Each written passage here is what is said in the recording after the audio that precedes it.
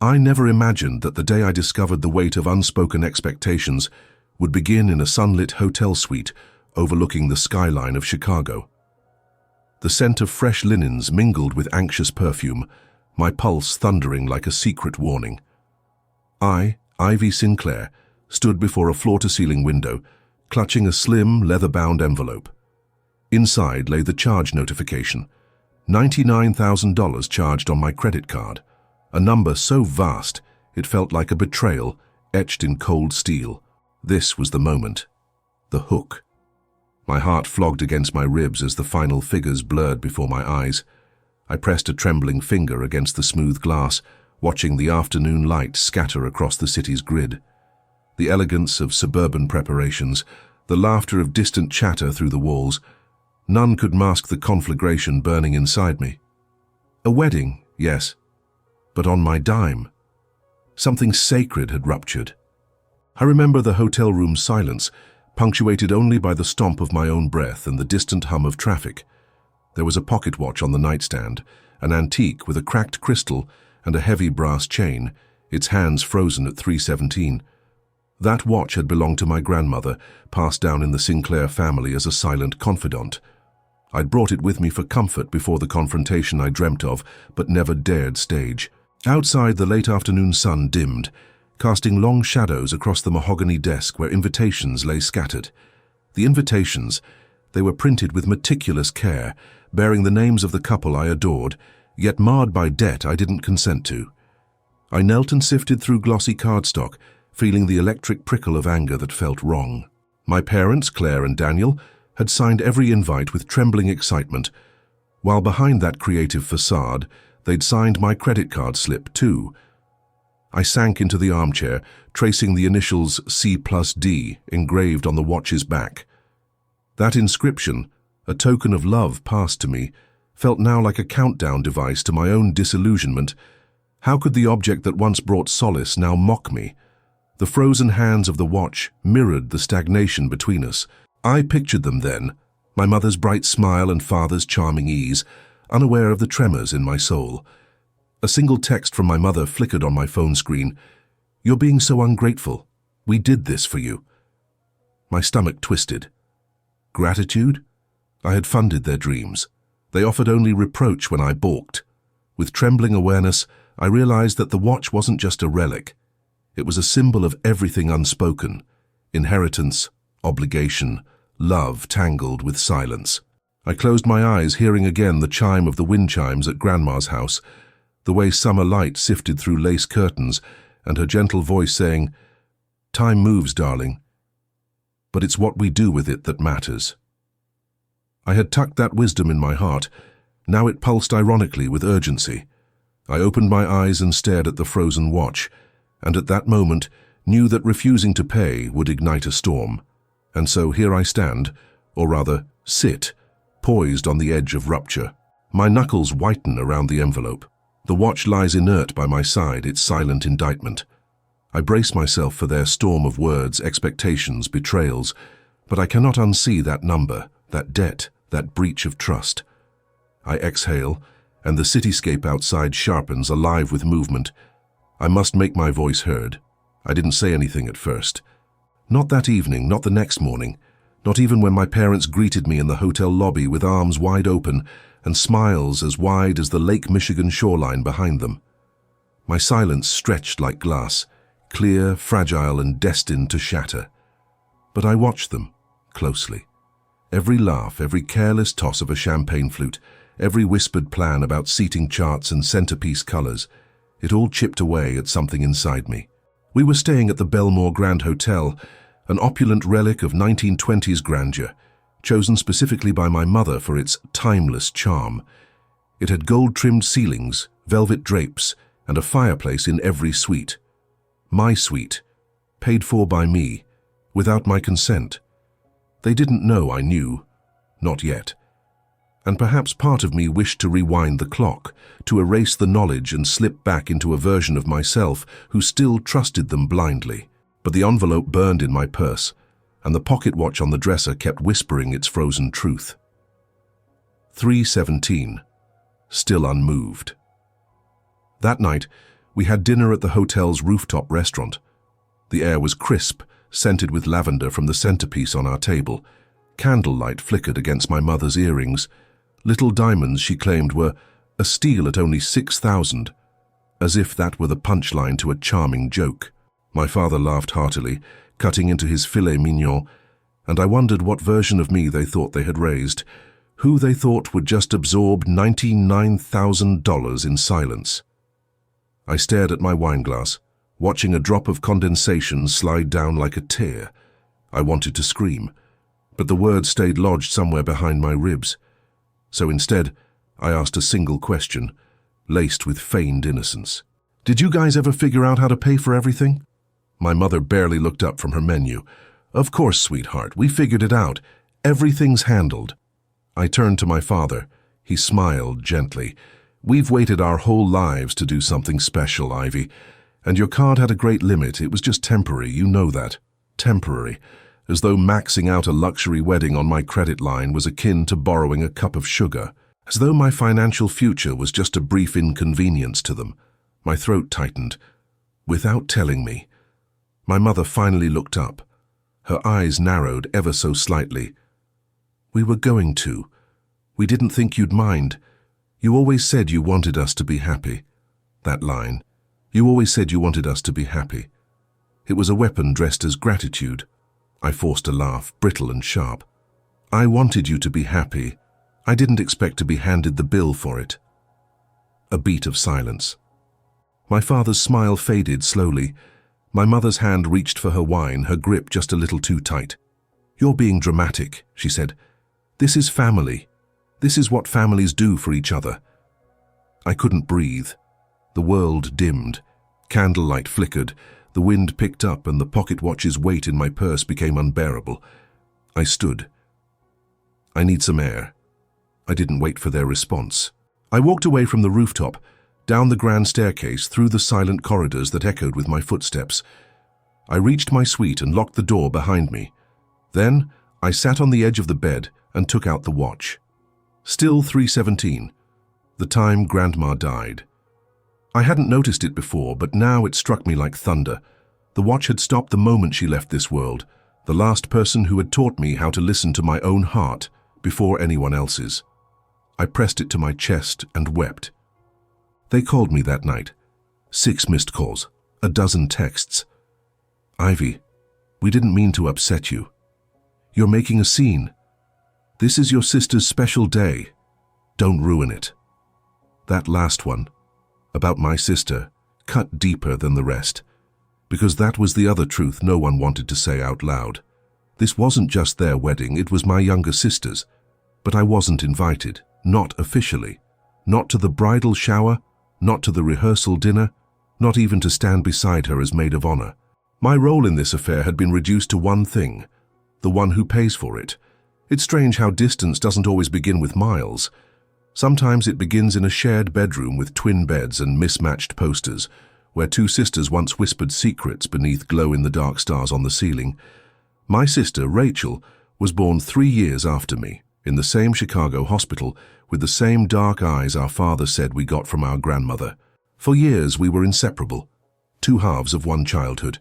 We had a language of our own. She called me Ives, always dropping the last letter, and I called her Ray. We had a ritual. Every Friday night, we'd lie under our shared blanket and tell each other the best and worst parts of our week. She always listened, I always spoke, and even then I think I knew she saw me as a lighthouse. I was the calm in her chaos. But that was before everything shifted. Before the years twisted us into versions of ourselves neither one fully recognized. I remember the first real fracture. I had just been accepted to Northwestern on a partial scholarship. Journalism, my dream. Our parents celebrated, but quietly. There was no dinner out, no cake, just a tired well done before the conversation shifted to Rachel's dance recital. I told myself it didn't matter. I was the responsible one, the steady one. Rachel had always needed more attention, and I could survive on less. By the time Rachel turned 16, the house revolved around her. Her ambitions were louder, shinier, more photogenic. While I juggled classes and 2 part-time jobs, Rachel started modeling for local boutiques, and dating the boy my parents adored, Cameron, who wore tailored suits to high school events and called my mother ma'am with a smile that made her melt. I tried not to resent it. I reminded myself that love doesn't divide, it multiplies. But still, something cracked the day our parents gifted her a used BMW for her birthday. They said she needed it to get to auditions. I had taken the bus for 4 years without complaint. The watch came to me the day our grandmother passed. I was 24. Rachel was 21. Grandma had left a small will, very little money, but the things that mattered. To me, she left the pocket watch. For Ivy, the note read, because she knows the value of silence. To Rachel, she left a pearl bracelet and a letter I never saw. We cried that day together, shoulder to shoulder. It would be the last time. When Rachel got engaged to Cameron, I found out through Instagram. No phone call, no coffee date, just a photo. Her hand on his chest, the ring gleaming beneath a sunset filter. The caption read, "I said yes to forever." I sat alone in my apartment, my phone in my lap, and stared at that image until the screen went dark. I sent a message, simple, sincere. "Congratulations, so happy for you." She replied 2 days later with a heart emoji. After that, weeks passed. No invitation, no mention of the bridal shower, not a word from my parents either. I reached out once more, this time to my mom. Her reply was swift. "It's been hectic. Rachel's keeping it small. Hope you understand." Small. $99,000 small. And still, despite the erasure, despite the exclusion, I showed up to Chicago when they asked. I took time off work. I booked a suite. I smiled at the concierge as if I belonged at a celebration I had funded but wasn't welcome to attend. Why? Because a part of me still believed, hoped, that it was all a misunderstanding. That when they saw me, when Rachel saw me, something would soften. That she'd look me in the eye and say, "I'm sorry, I should have called." That she'd ask me to stand by her side, not as a financial sponsor, but as a sister. But that moment never came. Instead, I watched from the margins as the celebration unfolded. From the lobby, I saw her twirl in her gown during a pre-wedding shoot. I saw our mother fussing over her train, our father adjusting Cameron's tie, all perfectly posed, all without me. And the watch, still 3:17, sat heavy in my purse, as if mourning the version of us that used to exist. Later that night, I called my best friend Leah and said, "I think I'm just the wallet now." She didn't laugh. She only whispered, "Ivy, this isn't love." I leaned back on the cold leather armchair and watched the city pulse below. My name was nowhere on the guest list. My chair, if it existed, had no place card. My heart had no seat at this table. But tomorrow was the wedding. Tomorrow I would face them all and I would speak. I didn't sleep that night. Every time I closed my eyes, I saw Rachel's smile on the rooftop, framed by fairy lights and the adoration of everyone around her. She had always known how to occupy a room. I, on the other hand, was the shadow, present, unnoticed, sometimes necessary, rarely invited. I lay awake with the pocket watch cradled in my hand, its weight pulling my arm downward, as if trying to root me in something real. 3:17, always 3:17. I wondered if it would ever tick again, if something in our family would ever move again, or if we were just stuck in some eternal performance, pretending closeness while surviving on borrowed words and invisible debts. The morning of the wedding arrived cold and grey, as if even the sky knew something wasn't right. I dressed in the only gown I'd packed, navy blue, simple, elegant. Not bridal party material, but not casual either. I did not expect to be acknowledged, but I refused to be invisible. As I pinned my hair back, I caught my own eyes in the mirror. They looked older, tired, but clear. I walked to the hotel lobby where the shuttle was scheduled to take guests to the ceremony at Lakeside Cathedral, an historic stone church overlooking the water. The air was damp with lake mist, and autumn leaves clung to the sidewalk like secrets that refused to let go. My parents were already waiting, dressed in matching grey and silver. My mother turned first, lips parting in mild surprise. "I didn't think you were coming," she said. I gave a small nod. "I said I would." My father cleared his throat. "We hoped you'd change your mind about being upset." My hands curled into fists inside my coat pockets. "We need to talk, after the ceremony." My mother's smile faltered. "Can we not do this today?" But I was done waiting for permission. "We'll talk." The shuttle arrived. I climbed in first and sat at the back. No one spoke to me during the ride. Guests whispered around me, unfamiliar faces dressed in celebration. I stared out the window, my breath fogging the glass, and tried not to think about how out of place I felt. At the church, everything was immaculate. White roses lined the pews. A quartet played softly in the corner. The altar was lit with golden light, and the air smelled of incense and expensive perfume. I sat in the last row. The ceremony began with the swell of music and Rachel's entrance. She was radiant. There was no denying it. Her dress sparkled subtly, her smile serene, her arm looped through our father's. He walked her down the aisle like it was the crowning moment of his life. I watched, emotionless. She passed my row without glancing sideways. I remembered being 8 years old, holding her hand in the dark because thunder scared her. I remembered braiding her hair for her first school dance. I remembered slipping a note in her locker when she didn't make the cheer team, telling her she was more than enough. Now I watched her vow forever to a man who hadn't once acknowledged me since the engagement. A man whose greatest accomplishment, it seemed, was absorbing my parents' admiration and redirecting it away from me. As they kissed and the guests applauded, I felt nothing. No joy, no anger, just silence. Afterward, at the reception, I moved like a ghost. I sipped water. I declined photographs. I stood near the back wall and observed the people I once called my family. They didn't look for me. They didn't miss me, but I saw it. Rachel's gaze caught mine across the dance floor, just once, and she looked away. That was when I made my decision. I stepped outside into the crisp evening air and called my bank. I spoke calmly, clearly. I disputed the charge, I explained the fraud, I reported the misuse. The representative said they would launch an investigation and freeze the payment pending review. Then I went back inside, back into the warmth and the laughter and the string lights that made everything look like a fairy tale, back into the false joy. My mother was near the dessert table, sipping champagne. I walked up to her. She smiled, surprised. "You came back?" I looked her dead in the eye. I froze the payment. The glass slipped slightly in her hand. "What?" "I'm not paying for this wedding." A beat.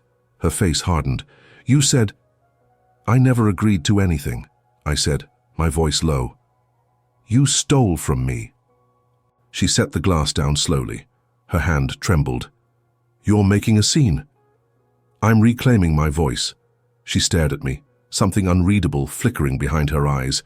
And just then, Rachel appeared at her side, radiant, glowing, confused. "What's going on?" she asked, glancing between us. And I turned to her, the sister I once would have done anything for, and said, "Did you know?" Rachel blinked, her head tilting slightly, confusion folding into her features like a slow ripple across still water. "Did I know what?" I kept my gaze locked on her, but I felt my mother's presence beside us like a wall of static. That our parents charged the entire wedding to my credit card, without asking. For a moment, just a moment, Rachel's face softened with something close to guilt. Then it vanished. "No," she said quickly. "I didn't know that. They told me it was covered." I watched her closely, the way her fingers curled around the stem of her wineglass, the way she wouldn't quite meet my eyes. I wanted to believe her. I needed to. But belief had been a currency too easily spent in this family. My mother interjected, her voice tight. "This is not the place, Ivy." "It never is," I replied, louder than intended. Guests began to glance in our direction, curiosity flickering like moths to flame. Rachel's jaw tensed. "Can we go somewhere private?" I nodded. She led the way, through a side corridor in the event hall, into a small parlor room lit only by a single chandelier and the dull hum of wall sconces. We were alone. She turned to face me, her back to a window blurred by condensation. Her veil had been removed, and for the first time in months, She looked like my sister again. Not the bride. Not the perfect daughter. Just Rachel. "Why didn't you tell me before today?" she asked. "I didn't know until I got here. They used my card. $99,000, Rachel." Her mouth dropped open. "Oh my God." I watched her as she processed it, her shoulders sagging, her fingers pressing into her temples. They said everything was handled. I thought they'd gotten a loan or Dad dipped into retirement. "They didn't," I said flatly. "They dipped into me." Rachel looked at me then, really looked, and I saw something roar in her eyes. Regret. Recognition. "I'm so sorry," she whispered. "I didn't know. I swear." A silence settled over us, heavy and electric. "I would have helped you if you'd asked," I said quietly. "I would have contributed, but they didn't even give me the chance. They just took." "Ivy," I stepped back. "Do you remember Grandma's funeral?" Her brow furrowed. "Of course. She left me the pocket watch." Rachel nodded slowly. "Yeah, I remember. It stopped the moment she died. 3:17. I didn't notice until I got here, but now I can't stop looking at it. It's like something inside us froze too. Time moved on, but we didn't." Rachel's voice was barely audible. "You think we're broken?" I hesitated. "I think we've been pretending not to be." We stood there in the quiet, just two sisters trying to untangle a web of silence, expectation, and choices made without each other. Then Rachel spoke, her voice unsteady. "I didn't mean to push you out, Ivy. I let everything spiral, bridal parties, lists, planning, and I didn't stop to ask why you weren't in any of it. I thought maybe you didn't want to be. I waited for your call," I said, "for your message, anything. I thought you were angry. I was hurt." She swallowed hard. "Can I fix it?" "I don't know," I said honestly. A knock interrupted us. The door creaked open, and my mother entered, her face pale, composed. "People are asking questions," she said. "What am I supposed to tell them?" "Tell them the truth," I said. "Tell them you spent money that wasn't yours." She took a step forward. "We were desperate. We couldn't take out another loan. Your father has medical bills you don't know about. We thought you'd understand." I stared at her, stunned. "You could have asked me, I might have said yes. But you stole my voice, again." "You're our daughter," she snapped. "That comes with responsibilities. Not sacrifices," I countered. "Not silence." Rachel stepped between us. "This has to stop." But my mother didn't back down. "Do you know what people would say if they found out you froze the funds? Do you have any idea how humiliating that would be for us?" "It's not about humiliation," I said. "It's about honesty." She was breathing hard now, the perfect facade slipping, the curated elegance unraveling thread by thread. And that's when my father entered, his tie loosened, eyes glassy. "What's going on in here?" he asked, voice hoarse. I turned to him. "Did you know about the medical bills?" He hesitated, then nodded. "Yes, I didn't want to drag you into it." I stepped back, the room spinning. So this wasn't about joy or family. It was survival. And they used me to survive. A wave of emotion crashed over me. Grief, betrayal, compassion, rage. I pressed the pocket watch against my palm, feeling the cold metal bite into my skin. My father took a step forward. "We'll pay you back." "How?" I asked. No one answered. And then Rachel said something I didn't expect. "I'll help pay it back," I turned to her. "What?" "It was my wedding. I should have noticed. I'll help." My parents stared at her, shocked. And I realized then Rachel had never stood up to them before, not like this. I opened my mouth to speak, but then someone from the reception screamed. We rushed out of the room, and what we saw changed everything. The scream cut through the air like a siren. It wasn't theatrical, it was guttural, terrified. A sound that didn't belong at a wedding. Rachel froze mid-step. My father's hand reached instinctively for the doorframe to steady himself. My mother's face turned white. We ran back into the ballroom. Guests were standing, murmuring, some backing away from the dance floor. Near the center, collapsed against one of the tables, was Uncle Mark, my dad's older brother, his face grey, mouth open, one hand clutching his chest. "Call 911, someone shouted. Rachel sprinted to him, heels clicking violently against the marble. I followed, kneeling beside her as she tried to shake him awake. "Uncle Mark, Mark, can you hear me?" He didn't respond. A young waiter rushed over with a hotel staff member. Another guest was already on the phone with emergency services. Everything blurred. My mother stood a few feet away, frozen. My father knelt beside his brother, his hands trembling as he pressed 2 fingers to Mark's neck. "He's got a pulse," he muttered, his voice thin, "but it's weak." I stepped back, the weight of the room crushing me. The music had stopped. The candles flickered under gusts of breath and confusion. Guests began to whisper, some crying, others ushering children away. It was like the evening split in two, joy on one side, crisis on the other. And somewhere in the middle I stood with my hands clenched around that old pocket watch, the metal cold and hard against my skin. 3:17. Still frozen. Time once again felt like it had stopped. The ambulance arrived within minutes. Paramedics flooded the room, lifting Uncle Mark onto a stretcher. The room held its breath as they worked, checking vitals, administering oxygen, shouting over one another in that quick, efficient rhythm that only emergencies summon. Rachel stood by, silent now, pale. Our mother leaned against a wall, one hand covering her mouth. My father, always composed, looked like a child, lost and small. And just like that, the reception unraveled. The band packed up. The dessert table was cleared without ceremony. Guests began to leave quietly, respectfully, casting glances of pity over their shoulders. I stayed back, not because I needed to, but because I couldn't walk away. After the ambulance pulled off into the night, Rachel and I stood outside under the awning, wrapped in silence. "I didn't know he had heart problems," she whispered. "He didn't," I said. "At least, not that I knew of. He helped pay for the venue," she said, voice cracking. "He said he wanted to give something to the family legacy." I looked at her, stunned. "You mean he paid into this too?" She nodded slowly. 10,000, maybe more. Dad told him they'd pay him back after the honeymoon. I felt like the floor was tilting. This wasn't just a wedding. This was a structure built on quiet debts and desperate promises. Everyone smiling through the cracks, hoping the foundation would hold just long enough to finish the dance. It didn't. I looked down at the watch in my hand. I hadn't even realized I'd pulled it from my purse. My thumb traced the edge, and I felt something click inside the casing. Curious, I pressed the backplate. It popped open. Inside was something I had never seen before.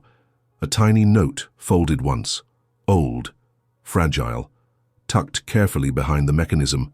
I stepped away from Rachel and opened it slowly. It was written in Grandma's handwriting. "For when you feel forgotten, you are not invisible. Time will remember your name." My throat closed. Rachel noticed. "What is it?" I shook my head, unable to speak. She reached out and touched my arm. "Ivy, are you okay?" I folded the note carefully and slipped it into my pocket. Then I looked at her, not as the bride, not as the center of everyone else's orbit, but as the girl who used to whisper under the covers with me, who once said she wanted to be like me when she grew up.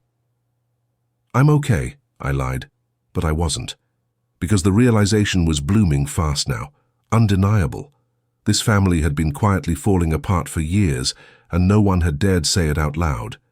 The wedding was just the latest illusion, and the cost, I was starting to see, went far beyond money.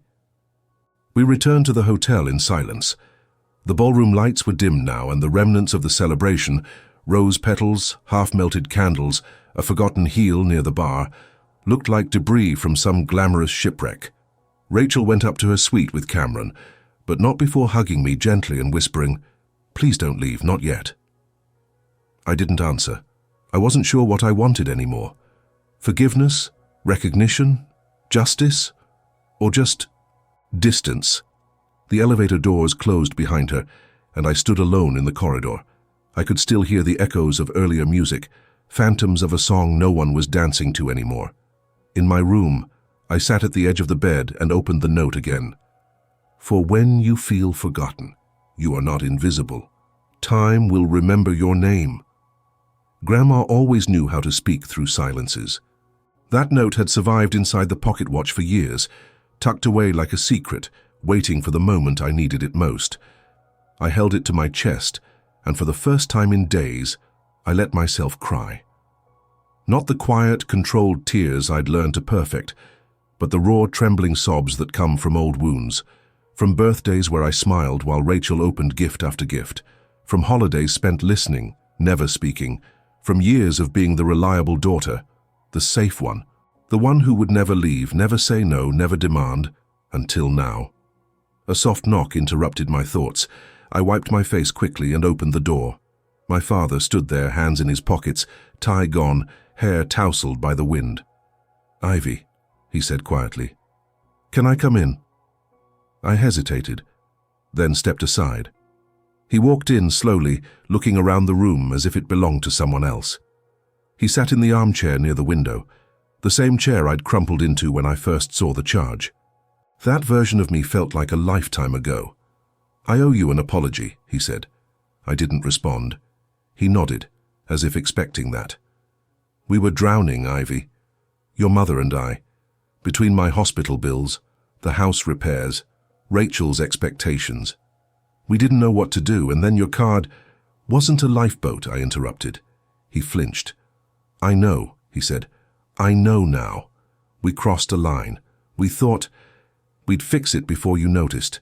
Maybe take out another credit card in our name to cover it. But time moved faster than we expected. Time. Always time." I walked to the window and stared out at the glowing city. "You didn't even tell me about the medical bills," he exhaled. "We didn't want you to worry." "But you wanted me to pay." Silence. He rose slowly and came to stand beside me. "You were always the one we leaned on. Even when you were little. You were quiet, but you understood things. And I think we took advantage of that." I turned to him.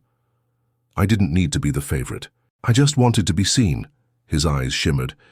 "You were, we just never said it, and that's on me." I looked at him, this man who had carried so many burdens, who had made so many decisions out of fear. Not out of malice, but not out of love either. Just fear. "I can't carry all of you anymore," I said. He nodded. "I know. And I don't know if I can forgive you. Not yet." His shoulders dropped. "I'll wait." He reached into his pocket and handed me something small, a photograph weathered and creased. It was me, around 7 years old, sitting on his shoulders at a street fair, both of us smiling wide under a spray of confetti. "I kept this in my wallet for years," he said, "even when I forgot how to tell you how proud I was." I took it, feeling a strange warmth fight its way up through my chest. "I need time," I said softly. He placed a hand on my shoulder, just briefly, then stepped back. "Whatever you need, Ivy." He left the room without another word. I stood alone, the photograph in one hand, the pocket watch in the other. Frozen time, and a frozen past, but maybe not a frozen future. Then, a new message lit up on my phone. From Rachel. "Come to the terrace, there's something I need to tell you." I hesitated, and then I went. The wind outside whipped around me as I stepped onto the terrace. Rachel stood by the railing, her veil gone, hair loose, eyes red. She turned slowly. "I didn't tell you everything," she said. The terrace was nearly empty, save for Rachel and a few chairs turned over by the wind. The lights from the city below shimmered like fragments of a world we no longer belonged to. My heels clicked softly against the tile as I walked toward her. She didn't turn right away. When she did, her eyes were puffy, her mascara slightly smudged.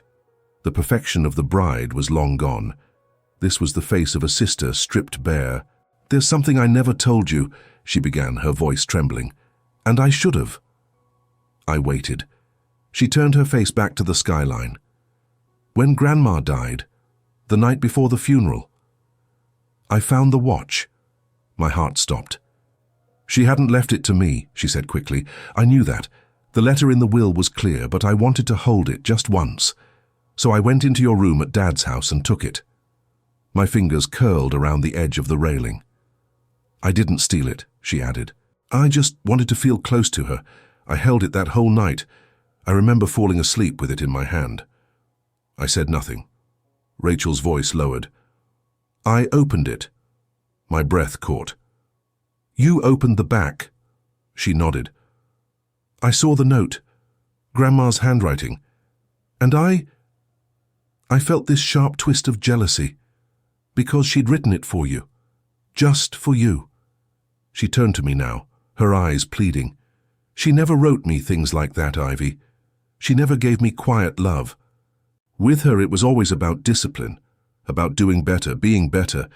But with you, Hannah, she gave you softness. And I hated that I didn't understand it." I stepped back, the wind catching my hair. "You read it? And said nothing?" She nodded. I tucked the note back in. I returned the watch before the funeral. I never told anyone. Not even Mom? No one. The betrayal felt small, almost petty, but it wasn't. It was layered with all the unspoken things we had built between us. She had read the only private word of affection I'd ever received from Grandma, and instead of acknowledging it, she'd buried it, hidden it, pretended she hadn't seen it. I looked out into the night, the weight of our shared past heavy between us. "I thought I imagined that softness," I whispered. "Sometimes I wondered if I'd made up that version of Grandma." "You didn't," Rachel said. "She saw you. You were the only one she let see her grief." A silence settled. "I'm sorry," she added. "Not just for that. For all of it. For not calling, for not inviting you, for letting Mum and Dad turn this into whatever it became." I turned toward her slowly. "Why didn't you fight for me?" She swallowed. "Because it was easier not to. Because I was scared they'd turn on me too, and I wanted this day to be perfect." She laughed bitterly. But it wasn't. Nothing was. Another gust of wind blew through. Rachel pulled her shawl tighter around her shoulders. She looked smaller than I remembered. Not in stature, but in certainty. I pulled the watch from my coat pocket and opened it. The hands still pointed to 3:17, but now the note wasn't a secret between me and a ghost. It was something Rachel knew too. "I used to think," I said softly, "that if I kept giving, eventually someone would notice. That if I stayed quiet, I'd be rewarded for not making waves." Rachel wiped her cheek. "You were always the strong one." "No," I said. "I was just the one who learned to disappear first." She winced. "I'm trying," she whispered. "I know it's not enough, but I want to start over." I held the watch out between us. "Then you need to help me fix what they broke." She looked at the watch, then up at me. "Tell me how." I inhaled slowly. "You said Uncle Mark gave money. Who else did they ask?"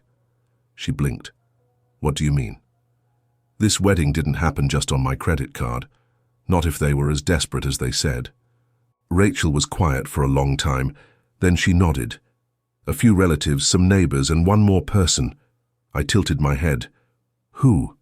She hesitated. "Someone you're not going to like." My stomach dropped. "Who?" She opened her phone, pulled up a message, and handed it to me.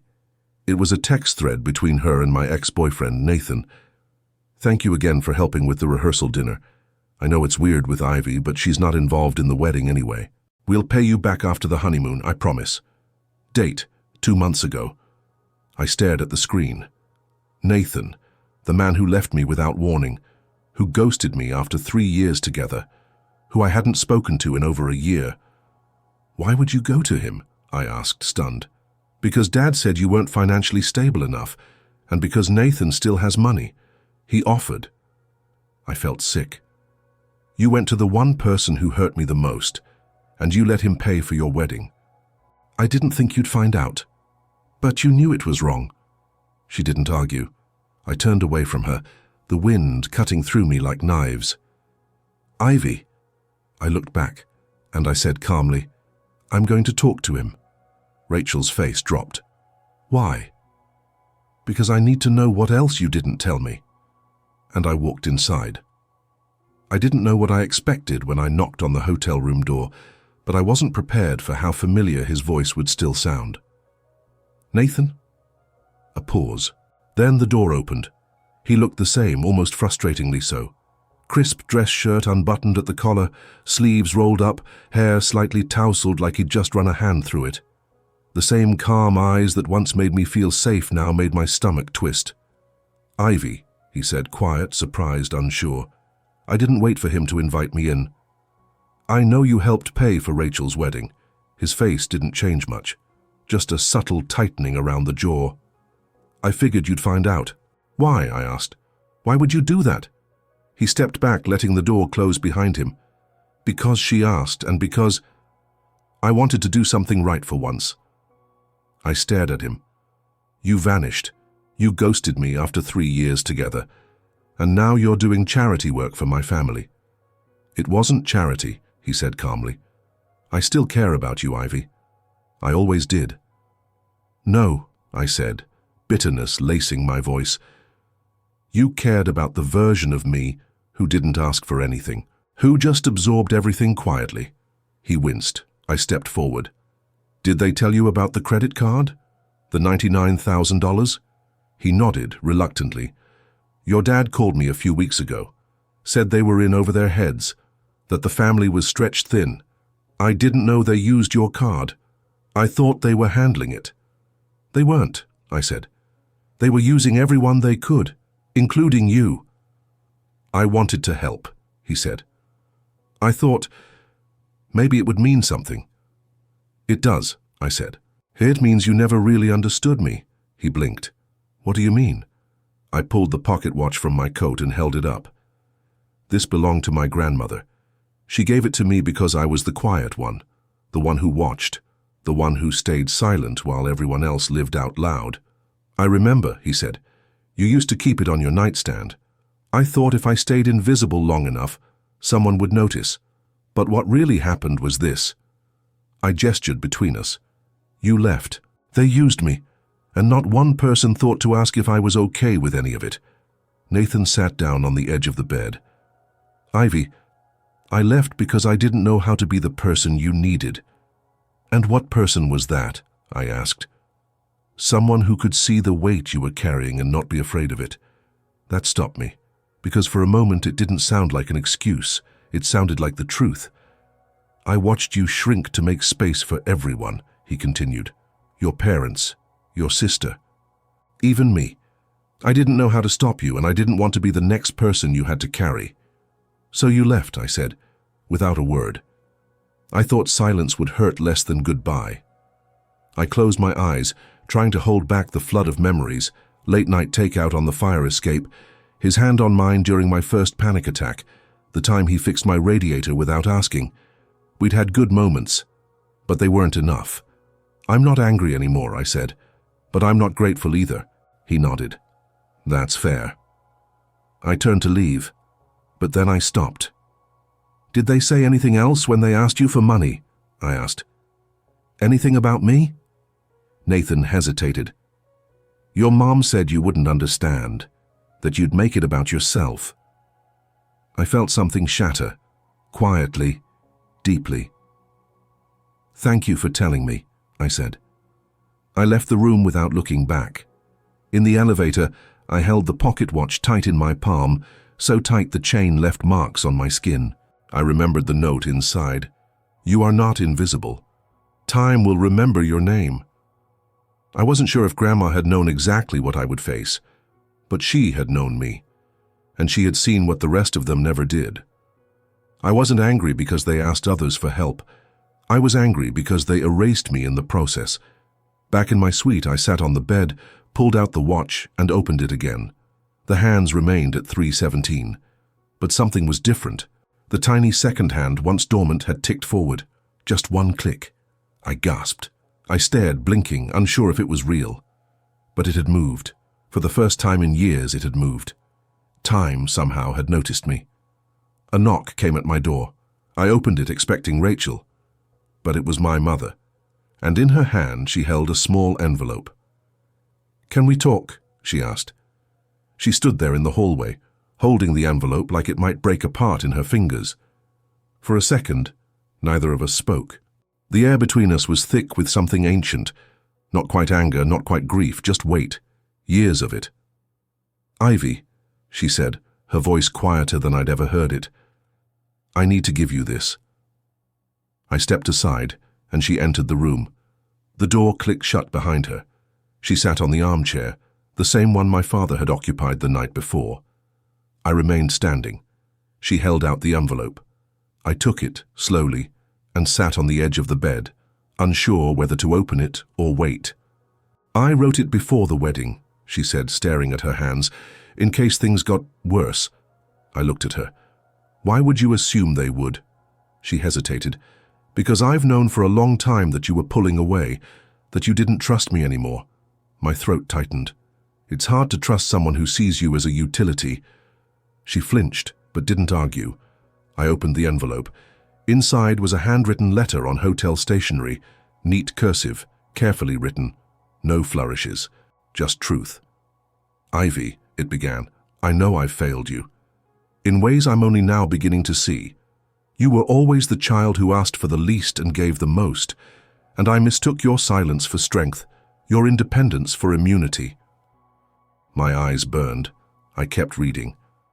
"I know that you saw the way we lit up around Rachel, the way we celebrated her loudly and praised you quietly, if at all. I thought you didn't need it. I thought you already knew you were loved. But I was wrong. You needed it too. And I should have known." My hands trembled. "The wedding was never supposed to be your burden, but when the financial pressure became too much, we convinced ourselves that borrowing from you, just temporarily, would be harmless, that we'd fix it before you found out. But that wasn't the only thing we stole. We also took your right to choose. And I see now how much damage that did." I stopped reading. The words blurred behind tears. I looked at her. She wasn't crying, but her eyes were glassy, her mouth drawn into a tight line. The mask had slipped. "I was so afraid you'd leave us," she said. "Not just this weekend, I mean really leave, emotionally, forever. I've felt you slipping away for years." "I wasn't slipping," I said. "I was shrinking. You made me feel like there was no room for me. I didn't mean to." "But you did it anyway." She nodded. I took a shaky breath. "You always protected Rachel, even when she was wrong, even when it hurt me." "I know," she whispered, "because I saw myself in her, the messy emotional parts, the parts I never learned to handle. And you were like your grandmother, quiet, observant. You made me feel exposed. That stopped me." "You resented me?" "No," she said quickly. "I admired you, but I didn't know how to love you the way you needed." We sat in silence. Then she added, "The note in the watch. Your grandmother told me about it before she passed." I looked at her, stunned. "She said she left something just for you. She made me promise never to take it, never to interfere, and I didn't. But I should have told you it was there." "She understood me," I said, "when no one else did." "She did," my mother said, "and I think that scared me too." I didn't know what to say. The mother I had built in my head was crumbling. The version that was only controlling, only cold. This version, this fragile woman across from me, was something else entirely. Flawed, yes, but no longer hiding behind the performance. "I want to make things right," she said, "but I don't know where to start." I looked down at the pocket watch in my palm. It ticked again. A second tick. It was working. Somehow, impossibly, it was ticking again. I met her eyes. "Start by seeing me. Not the version of me you made up. Me." "I see you now," she said. "I really do." And then she reached into her purse and pulled out a small velvet pouch. She opened it and held out a thin gold bracelet with small pearls woven into it. "Your grandmother's," she said. "She gave this one to Rachel, but Rachel asked me to give it to you." I stared at the bracelet. "Why?" "She said you were the one who carried the real weight, and she wanted you to know she saw that." I took the bracelet gently, my fingers brushing the delicate pearls. Something in me loosened. Not forgiveness. Not yet, but a breath, a beginning. I can't fix the past, my mother said, but I want to be part of whatever future you'll let me into. I nodded slowly. I'll think about it, I said. She stood, understanding that was the most she could ask for. At the door, she paused. There's one more thing, she said. After the honeymoon, your father and I are selling the house. We'll repay every dollar we owe you, no matter how long it takes. I swallowed. Thank you. And then she was gone. I sat alone again, holding the bracelet in one hand, the watch in the other, and the letter on my lap. The clock was ticking again, but the healing had just begun. And I had one more conversation to face, because Rachel hadn't told me everything. Not yet. I found Rachel in the hotel lounge, curled on a velvet armchair with a mug of tea clasped tightly between her hands. The bride no longer looked like one.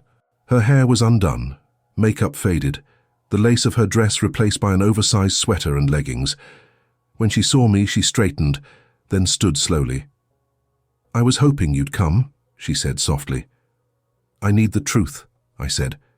She nodded, eyes downcast. Sit?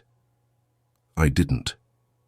I stood there, rooted in the same stance I'd held all my life, just outside the circle of comfort, watching, waiting. I told you most of it, she began.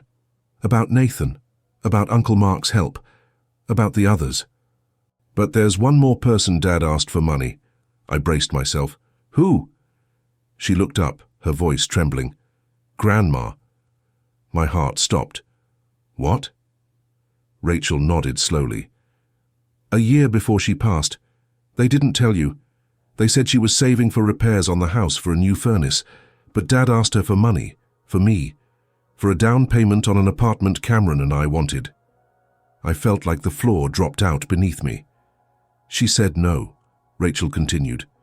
But not just no. She told him it wasn't right, that helping me shouldn't come at the cost of robbing you of what little legacy she could leave behind. I couldn't breathe. She told me something, Ivy, Rachel said. She said you were the one who knew how to carry silence, that when the rest of us filled the air with noise, you were listening and learning, and one day you'd be the one who held us together. Tears filled her eyes. I didn't understand it back then. I thought she was just playing favorites. But now, said after all of this, yet I think she knew.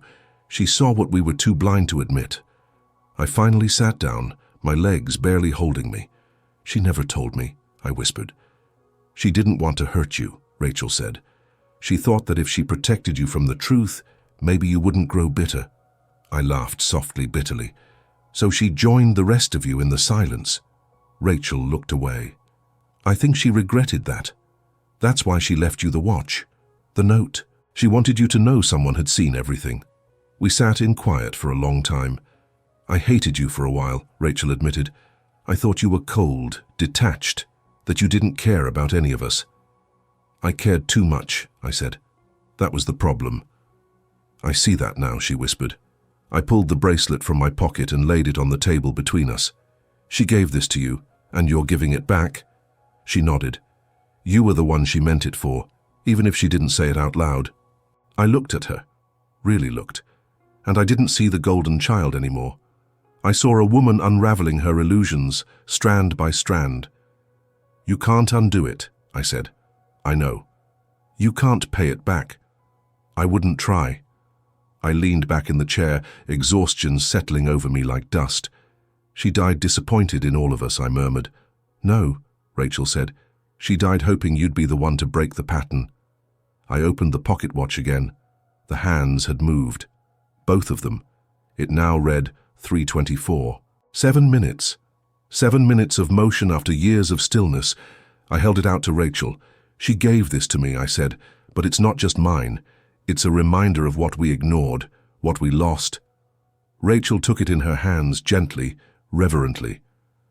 I wish I could talk to her now, she whispered. Tell her I see you too.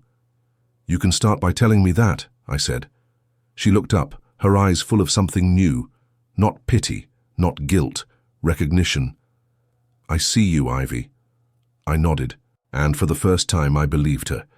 But the consequences of everything that happened were just beginning to surface. There were debts, broken trust, emotional fallout still unspoken, and in the morning, our father would deliver news that would leave us speechless once again. Because the house, the one they promised to sell, it was already gone. The morning after the wedding was grey, still, and unbearably quiet. I hadn't slept much. My thoughts churned in slow, tired circles, repeating conversations, regrets, and the soft clicking of the pocket watch, now ticking softly by my bedside. Time, after years of silence, refused to go back to sleep. At exactly 7:02 a.m., there was a knock at my door. I opened it expecting maybe Rachel again, maybe my mother, but it was my father. He stood there in jeans and a sweatshirt, a man stripped of all ceremony. His eyes were puffy, his mouth set in a grim, resigned line. "Can we talk?" he asked. I let him in. He sat down, not in the armchair this time, but on the floor, knees bent, arms resting loosely. He looked small, uncertain, the version of him I rarely saw.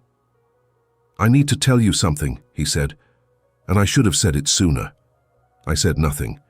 "We already sold the house." I blinked. "What?" He nodded. 3 weeks ago. The paperwork is final. The money was used to pay off some of the medical debt, some of the vendors, and a portion of Rachel's venue deposit. My breath caught in my throat. "But you told me." "I know," he said. "We planned to give you the rest from the sale. We really did. But it wasn't enough. We were behind on everything, the roof repairs, my hospital bills. We were drowning, Ivy. And we kept telling ourselves that one more lie would buy us time." I sat slowly on the bed, my hands clenched. "You were going to lie again." He didn't defend himself. I stood, unable to stay seated. I paced the room like the air was closing in. "That was Grandma's house," I said, "the last piece of her we had, and you sold it, without even telling me? It was our only option." "No," I snapped. "Your only option was to face the truth. But you ran again, and you dragged me with you." He looked at the floor. "That house was the one place I ever felt like I belonged," I said, voice breaking. "The smell of cinnamon in the kitchen, the garden she let me help with, the window seat I used to read in, and now it's gone. I didn't want to hurt you, but you did. Again." I turned away, staring out the window. The city moved on beneath me, uncaring, unchanged. "I can't do this anymore," I whispered. "What do you mean?" "I can't keep being the net you fall into when everything else collapses." He stood, slowly. "I understand." "No, you don't," I said, turning to him. "Because if you did, you would have told me the truth before you asked for another $1. He swallowed hard. "I don't expect you to forgive me." "Good," I said, "because I don't have it in me yet." He stepped toward the door, then paused. "There's one more thing you should know," he said quietly. "Your grandmother, she knew we were falling apart. Before she died, she told me that the only one who could fix us was the one we never truly deserved." I turned to him, stunned. "She meant you," he said. He left the room without another word. I sat on the bed, the loss clawing at my chest. Not just the money, not just the betrayal, but the house, the garden, the memories that would now belong to someone else. I pulled the pocket watch from the nightstand. It now read 3:31. I placed the bracelet beside it. 2 fragile pieces of legacy left behind by the only person who never asked me to be anything but myself. I stared at the ceiling, tears running silently down my cheeks. They had sold the house, but they couldn't sell what it meant to me. Still, the grief was real, and as I sat there holding the only pieces of her I had left, I realized something. This was no longer about reclaiming money. It was about reclaiming me. And that would start with one final decision. I checked out of the hotel that afternoon. No ceremony, no goodbye brunch, no final family photos in the lobby. Just me, my suitcase, the pocket watch, the bracelet, and the weight of something I could no longer carry. I didn't leave angry. I left empty. The kind of emptiness that comes after the collapse of a structure you spent your whole life reinforcing. As I stood at the front desk, watching the concierge print my receipt, I remembered walking through this lobby days before, smiling at strangers, pretending to belong to a celebration that had no place for me. Now I didn't pretend. The woman who stared back at me in the elevator mirror was someone new. Not harder, exactly, but sharper, clearer. I walked outside into the cold Chicago air. Leaves swirled across the pavement like echoes of something unfinished. A taxi pulled up to the curb. I got in, set my bag beside me, and gave the driver an address I hadn't said out loud in years. Grandma's house, or what used to be hers. I just needed to see it. One last time. The ride was quiet. I held the watch in my hand, feeling its tick against my palm. 3:42. The time moved on, even if the memories didn't. When we arrived, I paid the fare and stepped out. The house looked almost the same. A fresh coat of paint, new shutters. The garden had been trimmed back, tidier but stripped of its wild charm. The window seat was still there, framed by sheer white curtains. But it wasn't mine anymore. I stood at the sidewalk for several minutes, and then, without meaning to, I whispered, "I'm sorry, Grandma." I didn't know what I was apologizing for. For not protecting her home, for not confronting the lies sooner, for allowing myself to be erased, maybe for all of it. But as I stood there, hand wrapped around the bracelet, I felt something else. Not guilt, not anger, just clarity. She would have wanted me to let go. Not forget, not excuse, but move. I took out my phone and opened my banking app. The disputed charge was still under investigation, but the freeze remained. My credit card, my future, was no longer bleeding in silence. I booked a train to Denver, not because Denver was special, but because it was far enough, new enough, mine, a place to begin again. Back at the station, I boarded with nothing but a carry-on, a laptop, and a story that still hadn't finished being written. My life didn't feel poetic yet. It just felt real, and heavy, and strangely still. Hours into the ride, as the train moved west, I sat by the window, watching trees blur past in streaks of gold and grey. I opened my notebook, and I began to write. Not a letter to them, a letter to myself. You are not invisible. You are not just the strong one, or the quiet one, or the responsible one. You are allowed to say no, to walk away, to want more. You are allowed to be angry, to grieve, to begin again. I paused, then added one final line. You are not broken. You are becoming. The words didn't solve anything, but they were mine. Later that evening, I received a message from Rachel. Just one line. "Thank you for not disappearing," I replied. I finally realized I never had to, and for the first time I let that be enough. There's a kind of silence that isn't empty. It's not the silence of being ignored or erased or expected to endure. It's the silence that follows after truth, the quiet after everything false has burned away. That's the silence I woke up to in Denver. My first morning there, the sun filtered through unfamiliar curtains. The air smelled of pine and distant mountains. I was staying in a small rental for now, nothing fancy, just enough. A bed, a window, a desk, and on it, the pocket watch, 3:47. Time moved slowly, but it moved, and so did I. I walked the neighborhoods that day with no destination in mind, just letting my body remember what it felt like to not walk towards someone else's need. No wedding, no reception, no impossible expectations. Just me. I passed a small bookstore with a chalkboard sign that read, "You are more than what you survived." I stood frozen in front of it, because for the first time I saw myself not as a victim of my family, or even as a survivor of their silence, but as someone becoming whole. Not because they apologized, not because anything was undone, but because I had chosen to stop being what they expected and start being what I needed. I sat in that bookstore cafe for hours, sipping tea, writing, not about them, about me, my voice, my pain, my worth. I didn't write to justify anything or to plead. I wrote because something inside me had uncurled, like a fist slowly releasing, like a truth that no longer needed to hide behind "I'm fine."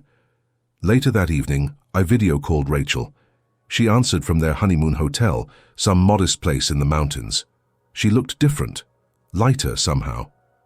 "Hey," she said, "hey." We didn't talk about the house, or the money, or Nathan. Not directly.